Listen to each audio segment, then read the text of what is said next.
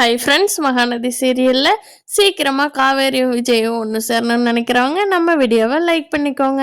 காவேரி விஜயும் சந்தோஷமாக சாப்பிட்டு விஜய் கொஞ்சம் வெளியில் வேலை இருக்குன்னு சொல்லி கிளம்பி போகிறேன் காவேரி அப்படின்னு சொல்கிறாரு. அதுக்கு காவேரி, ஏங்க உங்களை போலீஸ் தேடுது, இந்த சமயத்தில் இப்படி வெளியில எல்லாம் போகலாமா அப்படிங்கிறாங்க.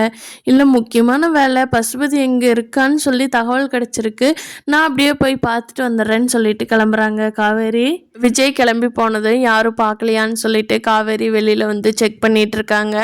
அதுக்கு குமரனோட அம்மா வந்துட்டு, ஏய் காவேரி, என்ன நினச்சிட்டு இருக்கேன், உன்னை தான் இந்த ரூம்குள்ளேயே இருக்க சொல்லியிருக்கல, எதுக்கு இந்த வழியே சுற்றிட்டு இருக்கேன், கங்காவுக்கு ஏதாவது எஃபெக்ட் ஆயிடுச்சுன்னா குழந்தை என்ன ஆகிறது, நீ என்ன நினச்சிட்டு இருக்கிற காவேரி, உங்கள் அக்கா மேலே உனக்கு அக்கறையே இல்லையா அப்படின்னு சண்டைக்கு போகிறாங்க.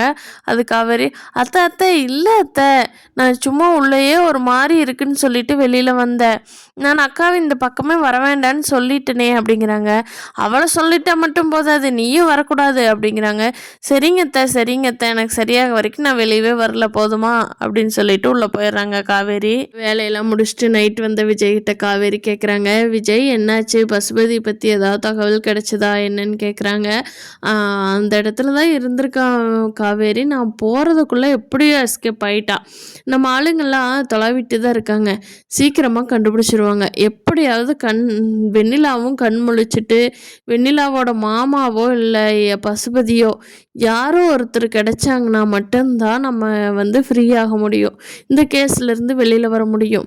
பார்க்கலாம் காவேரி, எப்படியும் அவங்க சிக்கி தானே ஆகணும், சிக்காமல் எவ்வளோ நாளைக்கு வெளியிலேயே சுற்றிட்டு இருப்பாங்க, அதுக்கிடையில் நமக்கு வெண்ணிலாவுக்கு சரியாயிருச்சுன்னா கூட ஓகே தான், நம்ம போய் வெண்ணிலா வச்சு சாட்சி சொல்லிக்கலாம் அப்படின்னு சொல்லி விஜய் சொல்லிட்டு இருக்காங்க.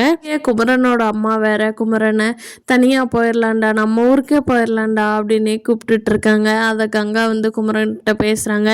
எங்கள் அத்தை இப்படியே சொல்லிகிட்டு இருக்காங்களே, நம்ம அம்மா எங்கள் அம்மா அப்பாவுக்கு ஆம்பளைத்தனை யாருமே இல்லை, அப்புறம் எப்படிங்க, நீங்கள் தானே பார்க்கணும், இதை போய் ஒரு பெரிய காரியமாக அத்தை பேசிகிட்டு இருக்காங்களே அப்படின்னு சொல்லி குமரன்கிட்ட கங்கா கேட்குறாங்க. அது குமரன், விடு கங்கா, நான் எங்கள் அம்மாவை பார்த்துக்கிறேன், நீ அதை பற்றி ஒன்றும் ஒரி பண்ணிக்காத, நீ சாப்பிட்டு ஸ்ட்ரென்த்தை சாப்பிட்டு நல்லா இரு சரியா, அந்த இதெல்லாம் நான் பார்த்துக்கிறேன், நீ அதை பற்றியெல்லாம் மைண்டுக்கே கொண்டுட்டு போகாத கங்கா அப்படின்னு சொல்லிட்டு குமரன் கிளம்பி போயிடுறாங்க.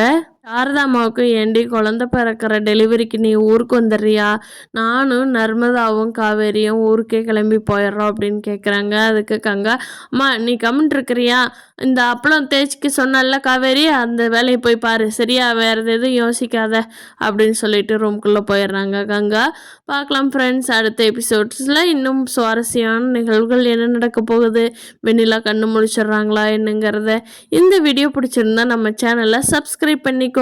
தேங்க்யூ.